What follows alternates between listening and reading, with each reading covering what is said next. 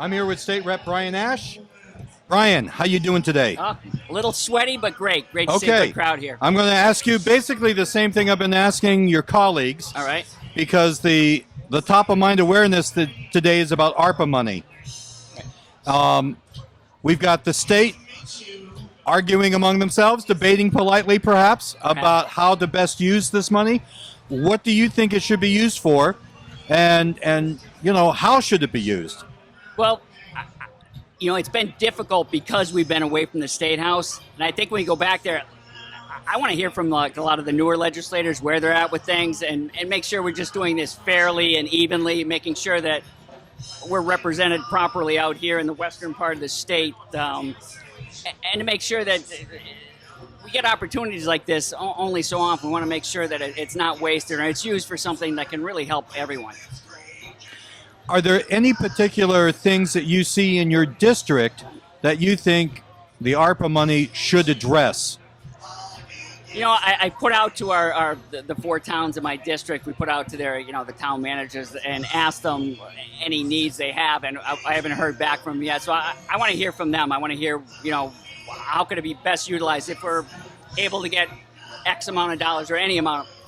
How can we best use this? What do you think you need the most? So then when we do start having our conversations more so in the State House, I can advocate for whether it's Longmeadow, East Longmeadow, Hampton, or Munson, or all of them. Right now, we're still struggling with the effects of the pandemic. Well, we're still struggling with the pandemic. Right.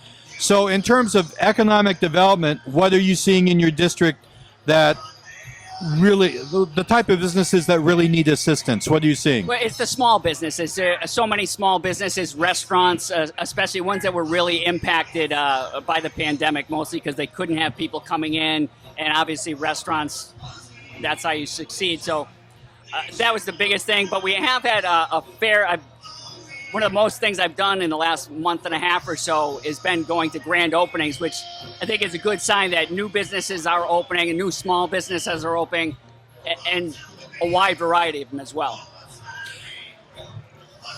Moving forward, we have a real issue in Hampden County with vaccination rates.